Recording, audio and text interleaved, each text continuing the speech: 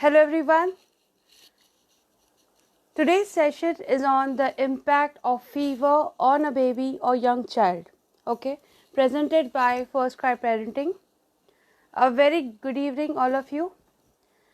So when we talk about fever, yes, so what suddenly comes in our mind? Today your child gets up from sleep, right, and you feel that the child is not feeling well. All right, the child comes and tells you, Mama, I'm not feeling well. And then you find that your child is crying a lot, is irritable, in fact is not playing, is quite lethargic, or rather is just clinging to you. So that indeed is worrisome, isn't it? And of course it's the worst nightmare, because for me as a parent, yes, it is the worst nightmare. But then yes, we have to know, as a parent we have to be strong enough, and we have to know that fever is actually indicating something. Now what is it? So fever means, of course, there is some infection going on in the child's body, right? And of course we have to realize that this is a worst pandemic going on right now, right?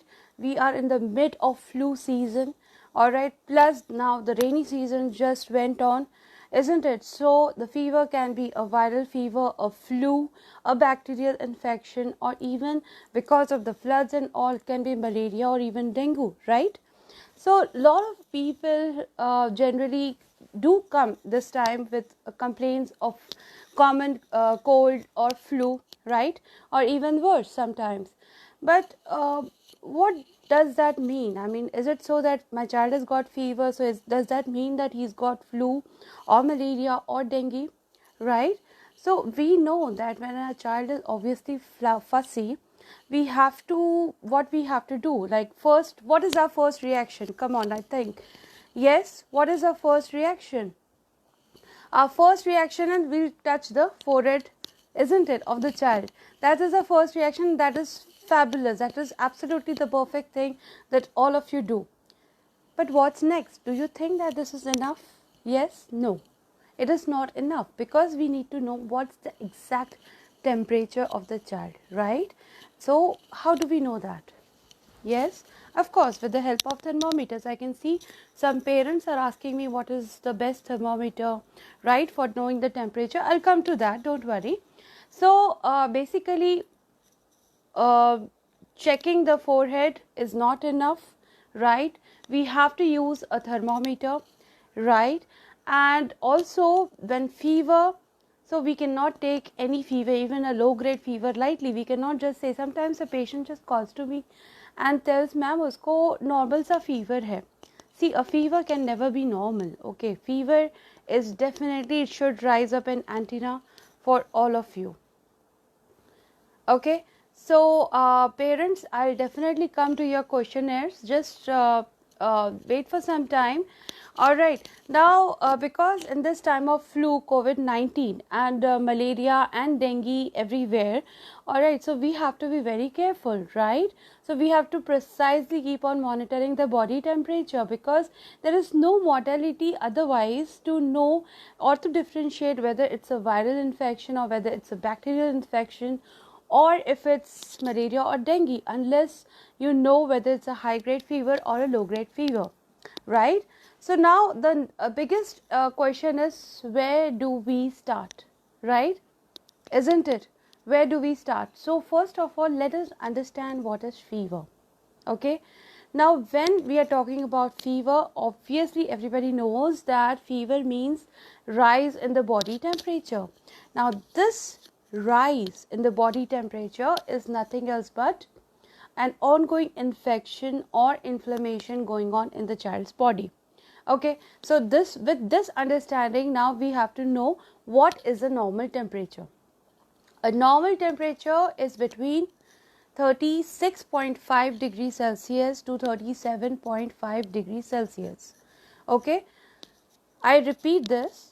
Normal temperature, if you will forget, please write it down in a notebook, because this is very important what I'm telling you right now. It is 36.5 to 37.5 degrees Celsius. All right, now if the temperature goes above 38 degrees Celsius, then I would say that's a mild grade temperature. But if the temperature is more than 39.5 degrees Celsius, then definitely it's a high grade temperature. Definitely medically we have to interfere right now. All right. Okay. Now the next question, I can see some people asking that how frequently should we keep on measuring the child's temperature? How do we know? Right. Now I got a high grade temperature of my child. Next, what to do? Okay. So what is it that best can be done during this time? Suppose you have documented a high temperature. All right. It is ideal to take a body temperature at least twice a day when you are suspecting a high grade temperature. Now, why twice a day? All right, there's something called a circadian rhythm in our body. Okay, it's a normal physiological rhythm which happens because our throughout the day our BMR, or the basal metabolic rate of our body, keeps on increasing, right? So throughout the day, what is happening? The morning temperature is a standard temperature. This temperature rises by 0.9 degrees Celsius in the evening. So there is a difference of almost 1 degree Celsius, that is 0.9 to be very precise, between the two temperatures, right? So if there is a variation of more than 1 degree Celsius, okay, throughout the day, then you know that yes, maybe my child has got fever. All right. So this is the best way to actually be very much confirmed that yes, my child has got fever. Okay, now some of you are saying that my baby is 9 months old, 5 months old, 3 months old. So for very small babies, okay, those who have got newborns in their house, those who have got just 2 to 3 months, or even 5 months, 6 months, 9 months baby, there's no harm in actually monitoring your baby's temperature every 2 hourly. Okay, there's no harm in it. In fact, it's better to be safe than sorry, right? So what I would say is, please, yes, you can measure 2 hourly, 3 hourly temperature. Suppose your child is having a high grade fever, so you can just keep on 2 hourly monitoring that fever, so that you know what is the status of this fever. Is it increasing or is it decreasing, right? Or if you have given medications to the child, so to know the response, you have to keep on monitoring the temperature. So the moral of the story is you have to keep on monitoring the body temperature. All right, irrespective of whatsoever busy you are, whatsoever you are doing, but temperature monitoring is the first thing that we do both in a hospital, and we definitely advise this to all our patients. Okay, now what are the best ways of monitoring the temperature? So this is again a panel of questions which has been asked through, I can see in the chat box. So what are the basic measures of monitoring a temperature? Now with history there has been many evolutions, right? So first we used to have those mercury thermometers, right? Now those mercury thermometers, now they need skills. That is one issue. You have to shake and bring the mercury to the baseline level, and then you can have to put it properly in the armpit, and then wait for 1 minute or even 2 minutes until the mercury rises.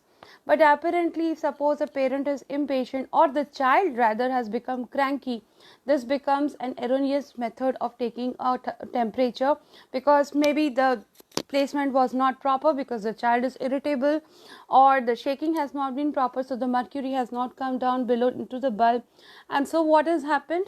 You have got a false report. Okay. The second are the digital thermometers. Again, the placement becomes an issue. Now we have the rectal thermometers, right? Now what are the benefits of rectal thermometers? Yes, it gives a very good result, but again there are many issues with rectal thermometers. What are these issues? First of all, it's a rectal thermometer.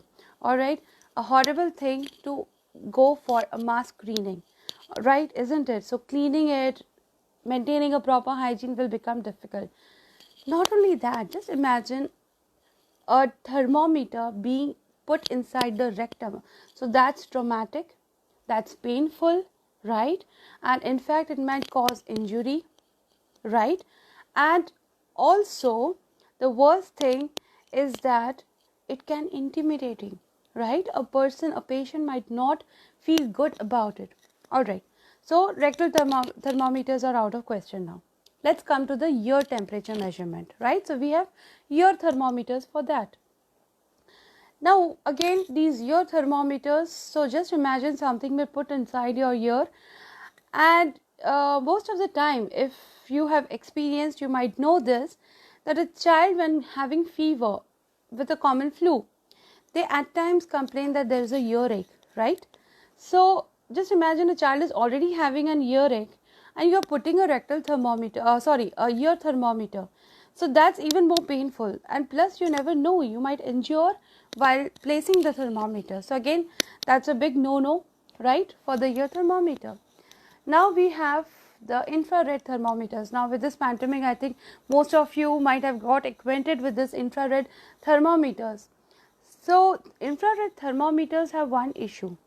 First of all, the placement has to be very much proper. Okay, first of all. Second biggest issue is, yes, we can use it for mass screening, but you know what? The infrared thermometers cannot differentiate between the core temperature or even the outside temperature. Okay, so sometimes you get an erroneous report. You might get a false positive report or even a false negative report. They are definitely used for mass screening because it is quite simple to use, but there are high chances of having complete erroneous report. Alright, so this is one very big issue with the infrared thermometers, and most of them are Chinese made. So again, that is out of question. Now let's come to the next. What we have got now is the temporal artery thermometer, right? So now this temporal artery thermometer is actually quite easy to use. Okay, now what they have is, first of all, it is a completely non-invasive, a fabulous method of monitoring the temperature, measuring the temperature, especially for a mass screening technique. Okay, it is very easy to use. You just have to swipe the sensor across the forehead. That's it. Just swipe the sensor across the forehead and your results will be showed up on the screen within few seconds. That's the best way. Okay, it is very accurate. Okay, there are no chances of having any erroneous report in this. Absolutely not. Technically also no erroneous reports. You just cleaning the thermometer is very easy.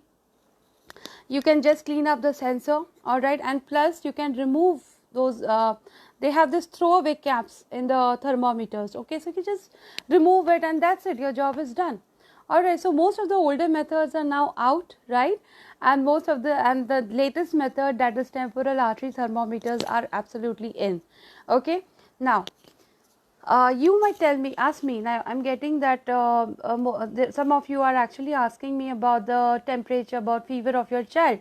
Okay, so fever of the child, as I told you, the normal temperature ranges between 36.5 to 37.5 degrees Celsius. All right, anything above this is fever. All right, now you might ask me, ma'am, that my child had fever, is there any high chances of recurrence, or what can I do to prevent my child to have recurrent episodes of fever? Yes, you can do a lot. In fact, there are certain preventive measures. All right, first of all, the biggest thing is that you have to maintain an ultimate level hygiene at home. Not only practice yourself, but also teach your child about this basic hygiene methodology.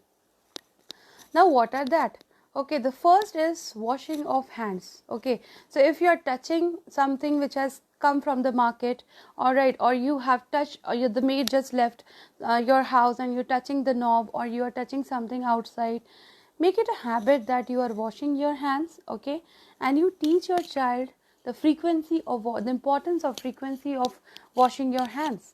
All right.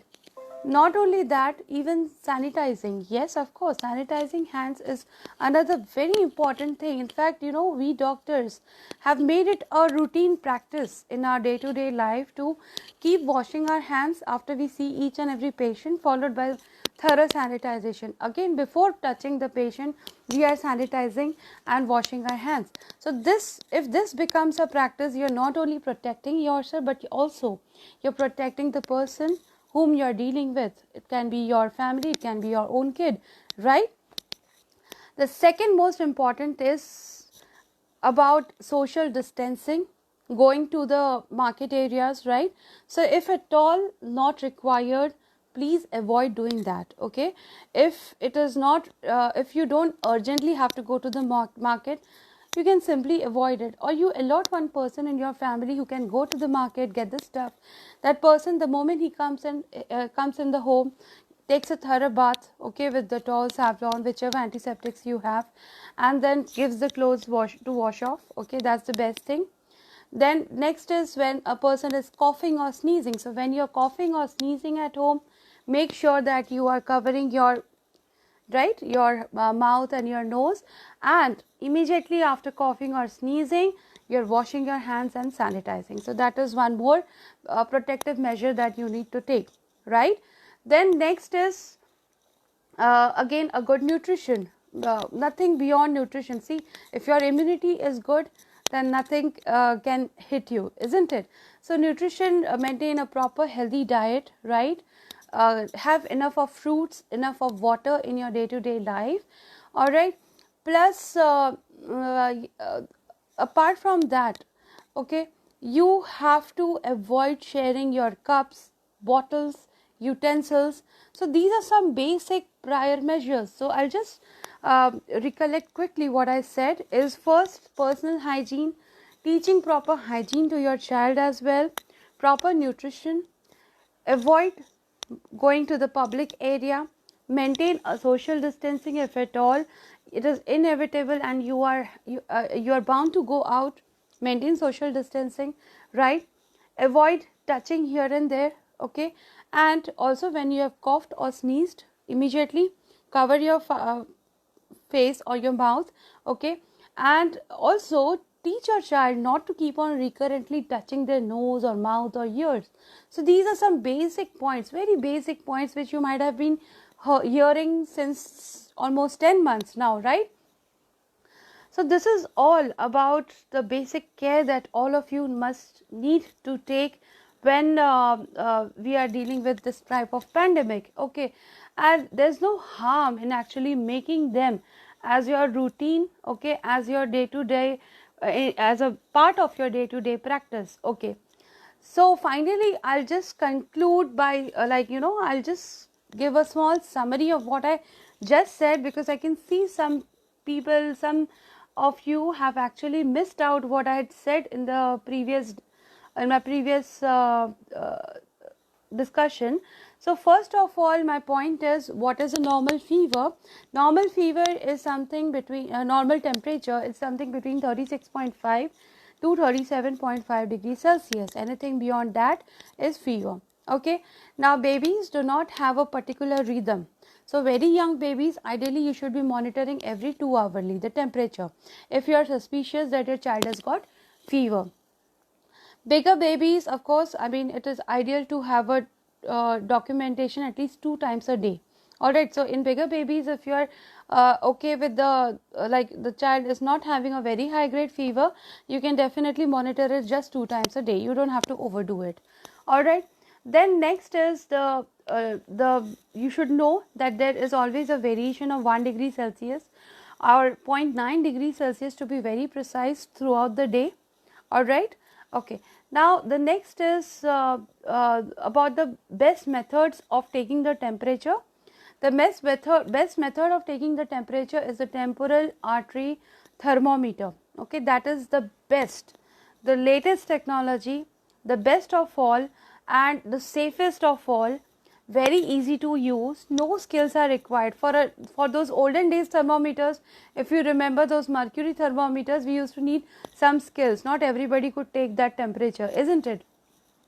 But with this, anybody can take the temperature. In fact, even you can take the temperature when the child is irritable or sleeping. You don't even have to move the child. You don't even have to lift the arm of the child, isn't it? The baby is sleeping, you just pass on the sensor across the forehead and the temperature will come out, okay? So that's the best thing that you can do. All right. Now we already discussed some of the preventive measures. Okay, how to prevent having recurrence of fever, temperature, illnesses, flu in this current pandemic situation, right? So yes, so now I feel with this basic discussion, you have got the basic idea about the impact of fever, okay, and how to monitor the temperature, right, and how to take care of your child, right? Okay, I can see some questions over here. I'll go through the questions. I've got some very interesting questions. I'm glad that all of you are so nicely participating. All right. So, Nikita, I saw that you have posted that how can I protect my child from infections? I've clearly said that you need to be to maintain the hygiene. Okay, you have to teach your child. So if your child is big enough, like more than 3 years old, you can just train your child that how to keep on washing the hands, how to sanitize the hands. Also remember here in this pandemic, it's very important to have a very good nutrition. Okay, so make sure that you are having a proper balanced diet at home. All right, and of course some strict hygiene measures by you will protect the entire family. Okay, so Sai Prasanthi has posted that when to visit doctor in case of common cold and flu. Okay, Sai, see, this is a very good question. As I told you, every fever is important because even a low grade fever, a mild grade fever, actually is indicating that there is an element of infection or inflammation going in the body, isn't it? So I would advise that any clue that your child is uncomfortable, right?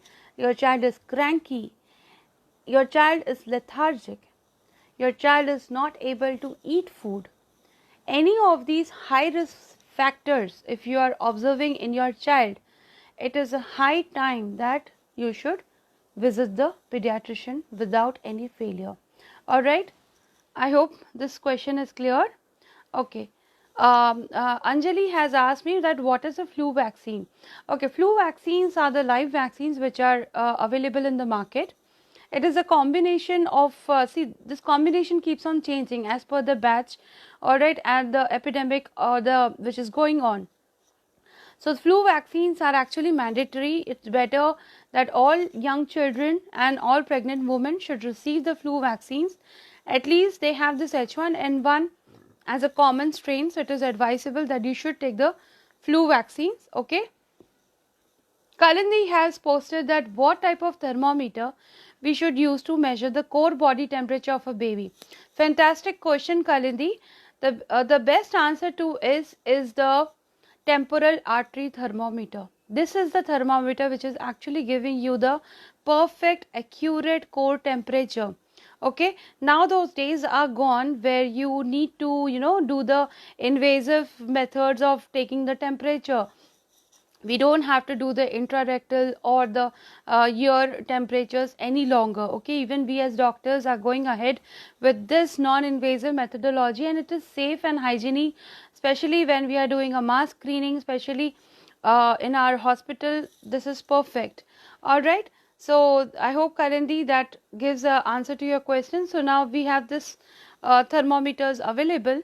Okay, Nandita has posted that if it's just fever and no other symptoms, should I give medicines right away and wait for heal it naturally 1 to 2 days? Okay, Nandita, see, every fever is important. None of the fevers can be taken lightly because basically a doctor has been having a training since such a long time where we can assess and analyze the reason for fever. So there are certain fevers which might be a normal fever, but we might be able to pick up that what is the exact cause of that fever and can give a targeted treatment. With targeted treatment, I mean to say that you don't land up giving unnecessary blanket therapy. All right, so if you're keeping the child at home and just giving crocin, you're not only giving a chance of aggravating okay, the infection, whatever, because you are not able to pick up whether it's a viral infection or bacterial infection. So if it's a bacterial infection, then of course I will have to give antibiotic. And if it is a viral infection, even if you give antibiotic, it's not going to help. So for this point, I think, Nandita, you should visit a doctor, okay.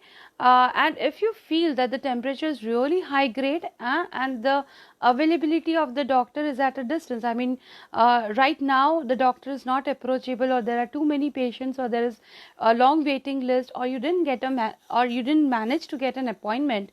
In that case, of course, as per the dosage recommended by your doctor, you can give crocin at the first go for prevention of aggravation of the temperature. Also, what you can do is you can go for the tepid sponging. Alright, so Nadita, you can give crocin antipyretic, okay, along with tepid sponging to make sure that the temperature comes down, okay, because some children do have the issues of getting convulsions with high grade fever, okay, and we never know when this reaction might trigger. So it's better, yes, to get down the temperature. But if you have documented that the child has got temperature, I would advise you to get a medical advice as soon as possible. Okay, Nandita, right? Okay, now next question is, Pooja has posted that what is the best time to check temperature of a baby in a day? Okay, so the best time to check the baby's temperature, see, whenever you are feeling that the baby has got an issue, okay, the temperature of the child is very high, or the temperature or the child is doing, is lethargic, is not doing well, has got some danger signs. Now with danger signs, I mean to say not the danger signs. For our medical terminology, we have the danger signs as not eating food, is lethargic, is not active, okay. So these are some danger signs which actually alerts the caretaker or the healthcare worker or the mothers, okay. So this is one thing that you should be very careful. All right. You need to take temperature 2 times a day, especially in the morning, and one documentation in the evening. If you have a very small baby and you are feeling that the temperature is really of a high grade, then of course you can increase the frequency 2 hourly, 3 hourly, 4 hourly, depending on the temperature. Okay, now suppose your child has got 101 spike, okay, and you have given crocin, you have spoken to your doctor, doctor's advised crocin, fine, you give crocin, all right. Then after 1 hour you check, okay, then again after next 1 hour you check. So this is the frequency, okay. Now you're feeling that this is one scenario, okay. The second scenario is your child has got mild grade fever, and you're just feeling that the forehead is a little bit warm, you're not sure in such, and you are not sure that you want to give a medicine to your child. In that scenario, 2 hourly monitoring is mandatory. All right, Pooja, so that sounds good. Yes. Next question, Richa has asked that that my baby didn't eat anything last 20 days. What can we do? All right. So Richa, if one reason for your baby being cranky and not eating well can be an underlying illness, but 20 days is a really big time. Okay, 20 days is a really big time. So you might have to look out whether the palatability has changed, because some children are more keen for sweet food, some children are more keen for spicy food, not spicy like chatpata types food. Some children like salty food rather than sweet food. They're not aware, they're not fond of porridge and all those things. So if this pattern has developed, then definitely you will have to look out for that, and definitely if still that doesn't solve your problem, then you must visit your routine pediatrician, because then you might need to go for the health checkup, like in the sense monitor the weight of the child, whether there has been an acute weight loss, then that becomes a problem. So maybe that time the doctor has to interfere and start off with a medical treatment, right? Okay, coming back to fever. So if it is because of fever that your child is not eating food, then it's okay. I think that fever needs to be treated, right? Okay, now next is, okay, now Shushmita Chakraborty has placed a very good question, that please say something about growth pain. My baby is 2.7 years old. I used to give Calpol when she cries. Is it good? Alright, Shushmita, see, growth pain is a very natural phenomenon. It is physiological. Okay, basically when there is this stage of growth of the body, alright, the bones are growing. So this is actually very common in children of growth stage, alright. And apparently it is like it does exist till 12 years of age. So again I would say that you have to bear with it. Giving Calpol, yes, it does relieve it, but again I would advise you, because this is the growth stage, supplementation has to be a very important, it plays a very important role. So start with calcium and vitamin D supplementation. Recurrently giving Calpol is not going to be a solution. Make your child more physically active, make your child play, alright, do more physical activities, send them to the park, make them do some physical activities. So that definitely will take care of the growth pain, because more activities, more exercises, that improves the absorption of iron and vitamin D, increase the exposure of the child to the natural sun, especially between 9 a.m. to 11 a.m. because that is the time where there is a minimum of UV rays, and those sunlight is very efficient for vitamin D synthesis. Okay, so that is fabulous. Okay, now next is, my 5-month baby has cold, tell me what to give her. Again, Rabia, see, it is very dangerous to take a online prescription for a 5-month-old baby. It is always advisable that you visit a pediatrician, okay, because this is a pandemic. This is the worst pandemic in human history right now. In last 100 years we didn't have this kind of pandemic, isn't it?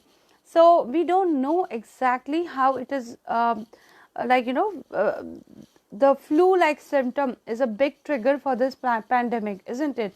So we don't know what the baby is actually having until you get your child examined by an expert, right?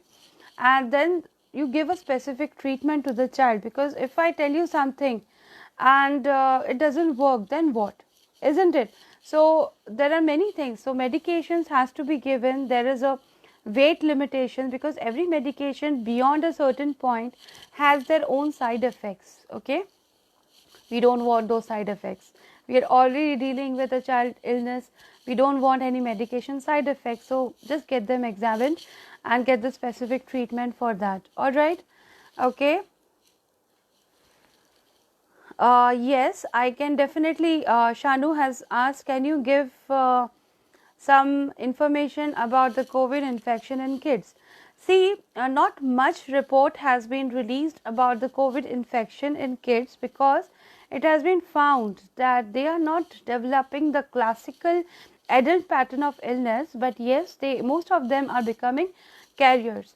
This is because the reason that the tonsils and the adenoids, which are the first hand system, defense mechanism in a child's body, they are working quite well, and that is the reason why most of the children, they land up becoming carriers. Okay, but if you see that the flu like symptoms, these include cold, okay, rhinorrhea.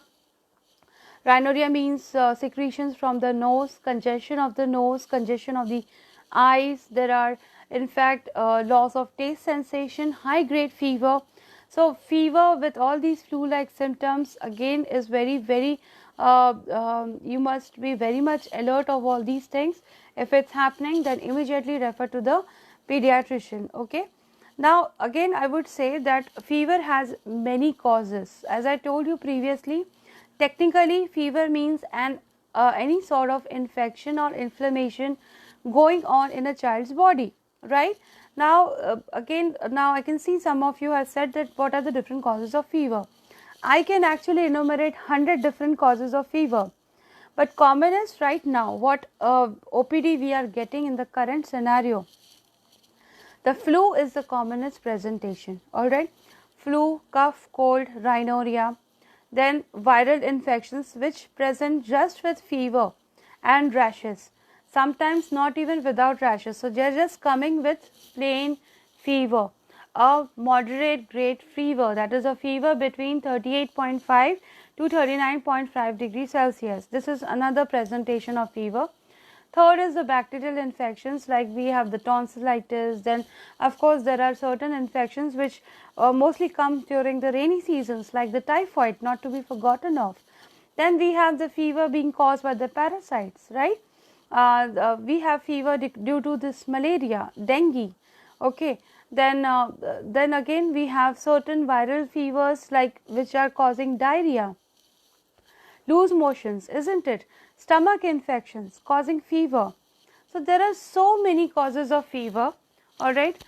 So these like acute causes. So these are something like acute causes. Of course, I am not going for some long-standing fever complaints over here, because this is not a medical session. This is a very important piece of information which I am giving to all the parents, so that you know how to tackle the fever rather than getting hassled whenever your child has fever. Because as a mother and as a doctor, I know it is extremely stressful when your own child gets a fever and you don't know what to do next. It does happen, yes.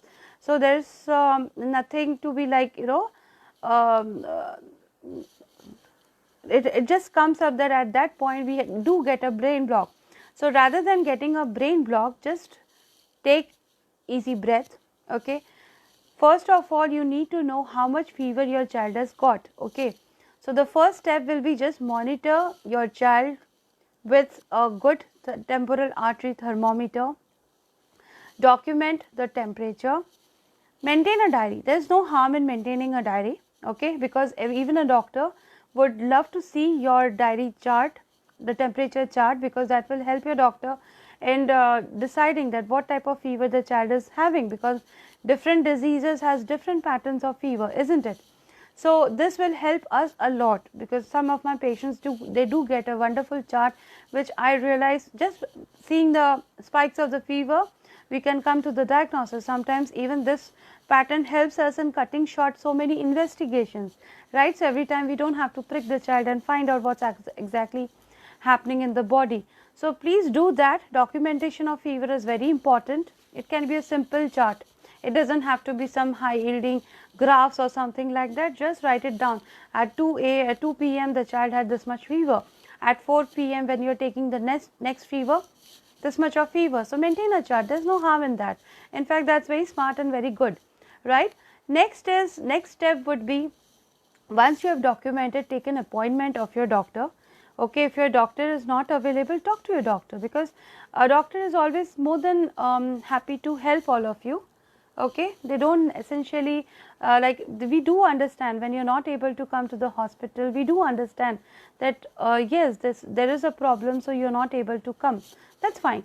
Just talk to your doctor, ask what is the first aid that you can give. This is the scenario. They will help you and they will let you know what is to be given. Give that, wait till your time comes for the appointment, and then go ahead with the proper treatment. Okay, so this is the scenario, Shanu, which I had told you. So whether it's COVID or whether it's non-COVID, now I believe all the moms over here are smart enough, and now you have realized that what are the steps needed to be taken whenever your child is getting fever at home. Okay, so no more panicking.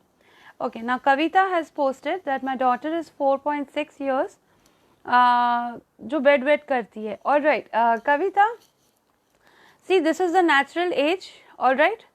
So bed wetting is actually allowed till 6 years of age. So ठीक है, उसको अपना बचपन enjoy करने दो. Alright. So bed wetting is allowed till 6 years of age. Technically and medically we don't interfere till the child is 6 years. Okay, but you can always do the counseling for your child. Counseling in the sense, you just tell your child that this is not to be done. Okay, you are growing now. Don't do it. Alright. There comes a certain point where they stop doing it. So it's okay. Just you need to have patience. Also make sure that you're not giving enough lots of water after 8 p.m. So after dinner, no water, alright. If possible, make her pass urine first before she goes off to sleep. Alright, so this is the next step you can take. Okay. Alright, now coming to the next question, Bharani has posted that what should be the normal oxygen saturation for a 5-year-old. Okay, so for all age groups, now we have the mums in this group, all of different age groups, right? Some of you must be new parents, some of you must be having infants, right? And some of you must be having big children.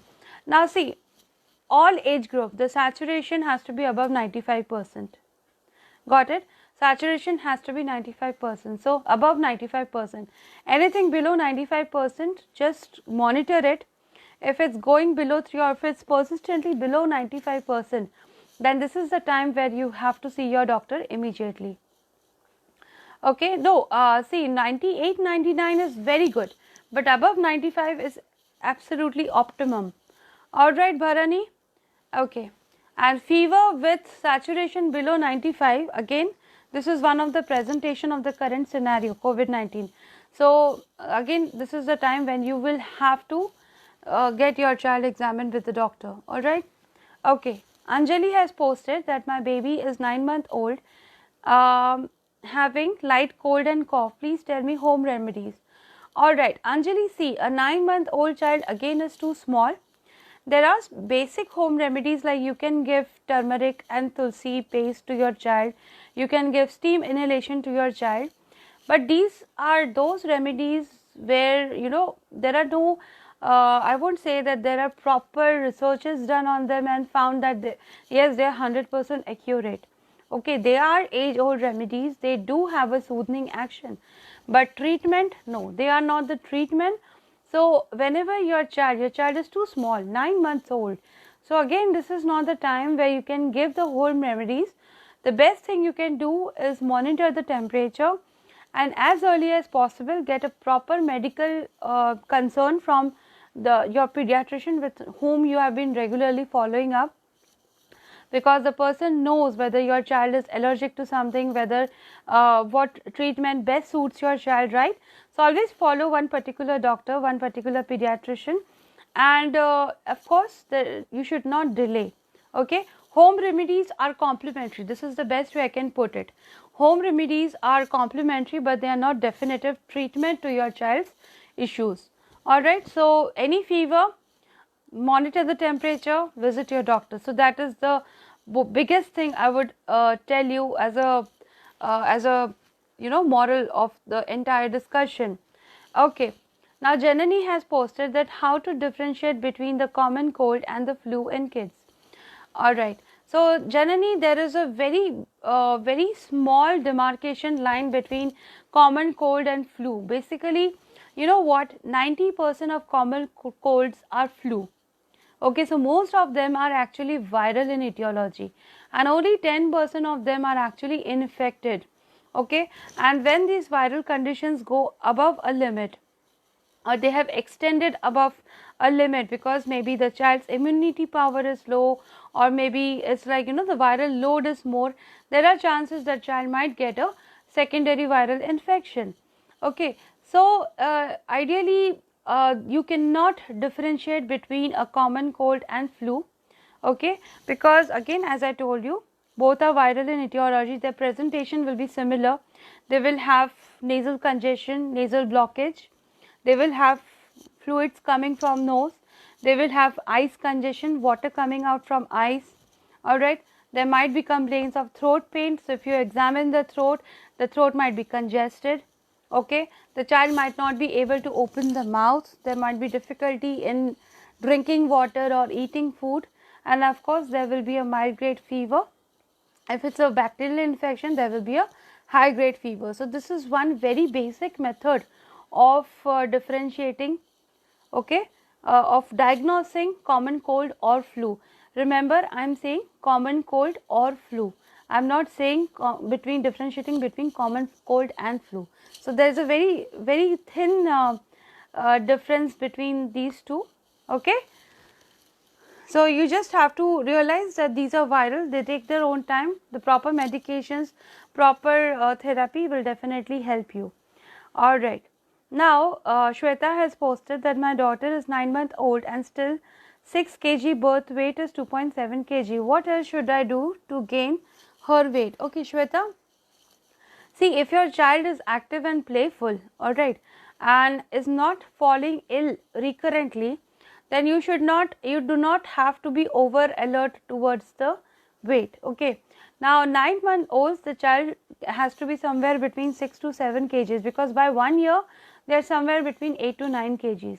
So I do feel that your child is not absolutely low for weight. Okay. You just continue giving the well balanced diet. Okay. Especially like the porridge, or there are many good recipes for interesting healthy diets. I hope you have already started weaning your child, and now your child must be in a full weaning mode. Okay, make sure that your child is having enough fluids, enough water, and is not constipated, so enough fiber as well. You can increase the protein intake in your diet. Now this protein intake reminds me that the good protein intake is very important for the boosting up the immunity system in our body. So good amount of protein and good amount of vitamin C in your diet. These two are very important for the immune system, boosting up of the immune system in the body. So again, fever, you want to prevent, good diet is mandatory. Okay. Now, next is, what is the body temperature of a child when he or she is COVID infected? Okay. Now, see, it has been documented, it has been found that COVID-19, alright, so there is actually a very high grade temperature. So this temperature is generally above 39.5 degrees Celsius. Okay, but still, you cannot just take it up as a rule of thumb. Always look out for the high risk findings. So if the cough and cold is increasing, if the child is having any difficulty in breathing, okay, if the child is getting saying that my chest is feeling tight, or there is breathing difficulty, you can see that the respiratory rate is very high, then of course along with high grade fever, you must have this high suspicion and get your child examined instantaneously. Alright. Now coming to Manali's question, should we check our baby's temperature daily these days? Manali, there is no harm in checking the baby's temperature daily. As I told you, you can check your child's temperature 2 times a day. Anything above 38 degrees Celsius, you should be alert, right? So now it's like the unlock phase has already started, so we don't know from where we are getting exposed. So of course, I would advise all the moms, there is no harm in monitoring the temperature, and with this temporal artery thermometer, it has become even more easier. So definitely you can go ahead, right, with monitoring them for 2 times a day. Alright, Manali. Okay, coming to the next question. Bharani has asked, what should be the normal oxygen saturation for a 5-year-old child kid? Okay, Bharani, I have already answered a similar question. So it should be more than 95%. Alright. Okay, next is Neha has posted that how soon should I go for an anti-rabies injection after dog bite? Neha darling, you have to go immediately. You have to go immediately after a dog bite, because we need to know the grade of the bite. So there are grades, there are categories of the bite: superficial, deep, very deep. According to that, we have to decide whether we have to give the injection along with the immunoglobulins, or just injections are good enough. So we have to be very much cautious. The moment you have seen that the child has got a dog bite, immediately rush to the hospital. Okay, Rabipur is easily available vaccine. Okay, so there is no problem, just get it done. So there are multiple injections. Okay, there are protocols, right? So just immediate attention has to be required, right? Alright, now let's come to Shreya's question. How can we easily detect fever, flu at home, as we don't want to visit the clinic just for checking temperature? So Shreya, the best thing is you can get a temporal artery thermometer. Okay, a temporal artery thermometer, the best thing. So Exergen has come with that. all right, and it is very easy to do. I mean, you just see it, you just touch the sensor to the forehead and you get the result within few seconds. So that's the best thing you can do. It is very sensitive, it is very accurate, it is absolutely non-invasive. So even if your child is cranky, or even if your child is not feeling well, or is absolutely drowsy or sleeping, no issues, you can get the accurate measurement. All right. Next is Lovelina asking me, when my elder daughter suffers from fever, her hands and feet are cold, but head and stomach feels hot. Yes, exactly, Lovelina. That is the exact presentation. So some children will actually have the core temperature elevated, so you can actually feel the forehead and stomach warm, whereas some children will actually have the forehead and the palms warm. Okay, so these are two different ways where the children where you can detect the temperature. But then of course, when you are getting the temporal artery thermometer, so direct documentation will help you in finding out the core temperature, so you don't have to be worried at all. All right, technology has brought you a fantastic thing, so just enjoy this. All right. Okay, Rudra Bhatia, yes, I am a pediatrician. Neelam Chinnappa, what is the normal body temperature for child? Dear, it is 36.5 to 37.5 degrees Celsius. Just write it down in your notebook, whichever you use to write down the vaccines and all the details of your child, so that you don't forget this number. Okay, Rudra Bhatia has asked, why do children go for green colored stools? All right, see Rudra, basically, you know, this green colored stools come in two stages. The first stage is this transition stage, which happens in the 3rd to 5th day of life, right? So when the newborn on 3rd to 5th day will have this green colored stools. Okay, and later on again, after they are 3 to 5 months, you will find a greenish colored stool. That is a natural variety of the stool. Okay, so don't have to be worried, those are the natural varieties of the stool. It just feels as if they are throwing out palak, right? So just don't be worried about it. Okay, they are normal bile which is coming out, or rather the stercobilinogen technical word which is coming out, nothing to do with it. And once your child completes 6 months of age, all right, you can start weaning your child, and once you start weaning, this green color stool starts disappearing on its own. They start getting this golden yellow colored stool. So that is absolutely okay.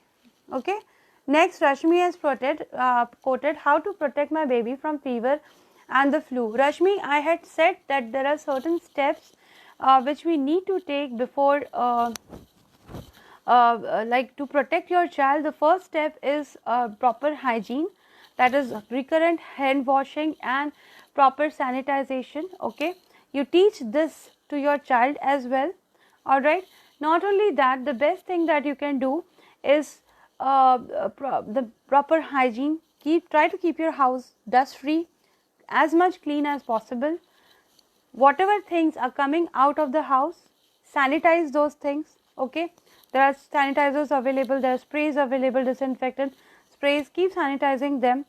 Maintain a good diet for your child and for the entire family. Whosoever is coming from out, okay, you maintain a distance. All right, and not only that, make that person have bath after the person has come out from the market or somewhere, and also wash the clothes separately. So these are some basic steps which I have already discussed. Okay,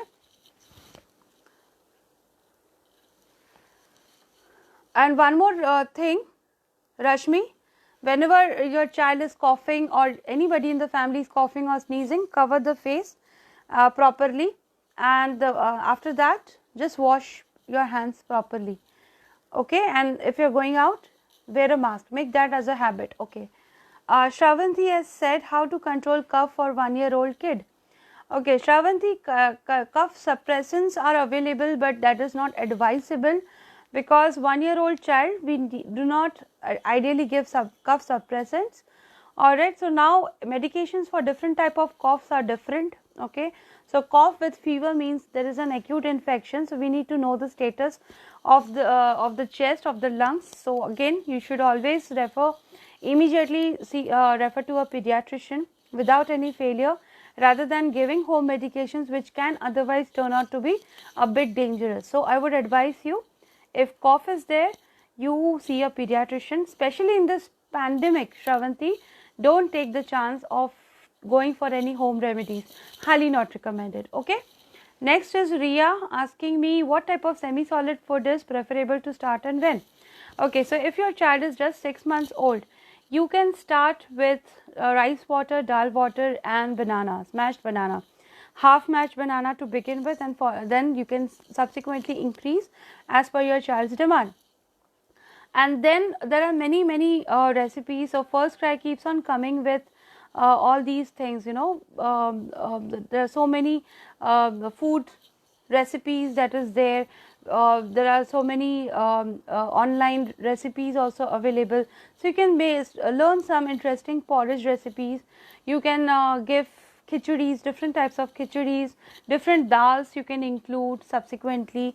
Even after that you can have the whole grain dals, right, the chilka wala dals.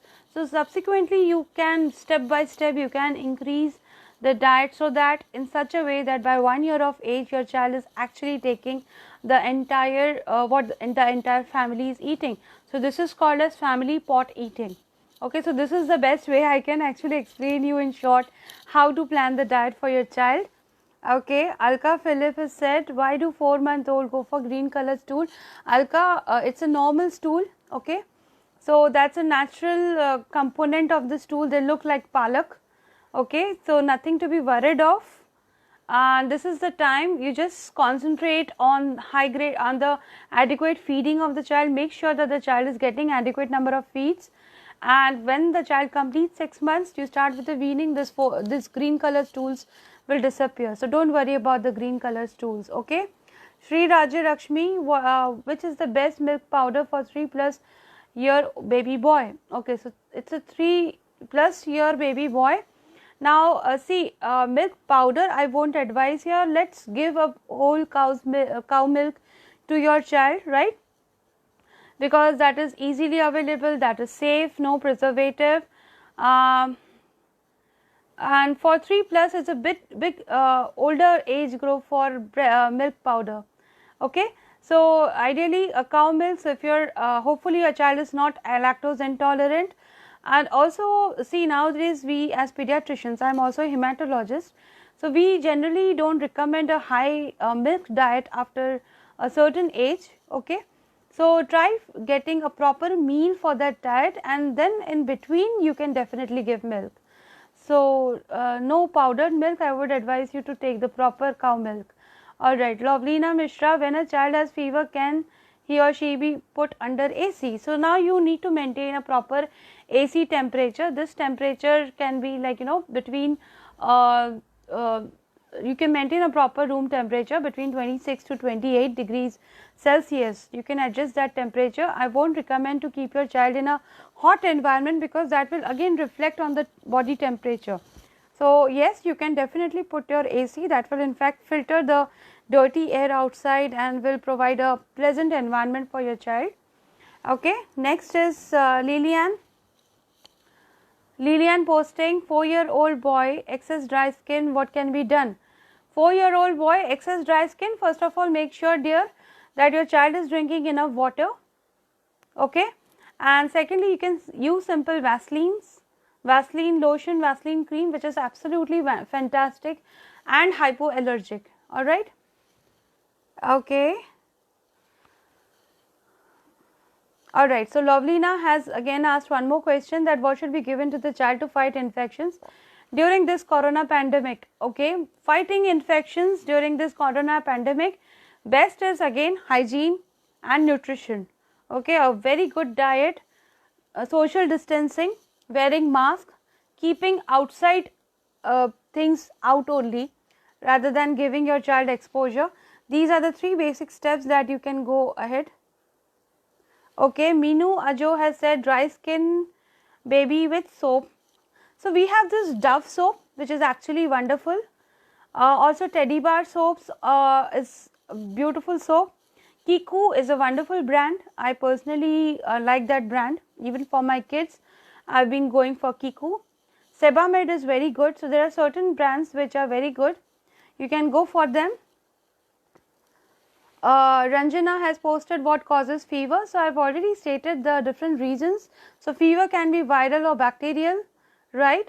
So when there is a moderate grade fever or low grade fever between 38 to 39.5, so we know mostly it's a viral etiology. High grade fever is always bacterial. Alright, Anjali said, my child is 9 months old and he's not eating well for last 4 days. Okay, Anjali, is your child having fever? So just look out again, monitor the way I have told you. Keep on taking a proper temperature at least 2 hourly. Now your child is 9 monthly, so I would advise to take it little bit more frequently, especially the temporal artery thermometer. Use that because that will give the accurate measurement. So if you are using a digital thermometer or any other thermometer, you might not get the definitive result. So I would highly advise you to get that thermometer immediately and document. If with fever your child is not eating, it's better that you get your child examined by a pediatrician. Alright, Nisha has posted that my baby has 100.2 temperature. Beta, this is definitely moderate grade fever, and you might have, this might be viral as well. So you might have to get your child to the pediatrician, okay, and confirm that this with this fever with the temporal arteries. So if it definitely is 100.2, it's high time to get your child to the doctor, okay. Ruchi has posted whole family is corona positive except my 4-year-old. Okay, so suggest some immunity booster for him and also steps to take care of. Again, social distancing. Ruchi, keep your child away from the other family members. Alright, wear mask. All of you wear mask, because making your 4-year-old child wear mask all the time will be a bit difficult. He might be just throwing off the mask. I totally understand that. So make sure that all of you are wearing a mask. Proper hygiene, washing your hands, taking a sanitizer all the time, okay, giving a proper diet, increase the citrus fruits in the diet, vitamin C, okay, so this will help. And especially the aerosols should not reach to your child, so that you should be aware of. Alright, Nisha, I was not well due to cough and cold. Now he has high fever, high temperature. So maybe, Nisha, your child has got the infection as well. So if it's a high temperature, confirm that it's a high temperature with the temporal artery thermometer, and high time to show to your pediatrician. Alright, Suman, my baby is 9-month-old. She has cough for 1 week and I'm used medicines for 5 days. Ascoril, still her nose is runny. Okay, so Suma, Ascoril will not help with the runny nose, dear. Alright, so it's better that you get your child examined with the pediatrician, because again, online consultations, I'm not examining your child, so I might not be the proper person to give you the medication. Steam inhalation can help to some extent. Alright, so this was a very wonderful session, all of you, and I really appreciate all the parents for being a part of this FirstCry parenting. And definitely I would advise one thing, that do keep on participating, right? Follow us, follow FirstCry and FirstCry parenting for getting such more informative sessions, because we keep on coming with all the informative sessions every now and then. We are there on the expert panel as well, and also you please share this with other parents as well, so that they are also benefited with some basic information which I have shared today, right? So definitely I look forward with more such interactions. I am extremely sorry, some parents have still got some queries, but I won't be able to clarify it. But most of the queries has already been answered in some or the other form in my live session. Alright, so most of them are actually repetitions. And plus I am also available as an expert on the FirstCry, so you can directly message me on FirstCry. I'll definitely answer your queries in the FirstCry, okay? So thank you all of you. Stay safe and stay healthy and take care. Bye bye.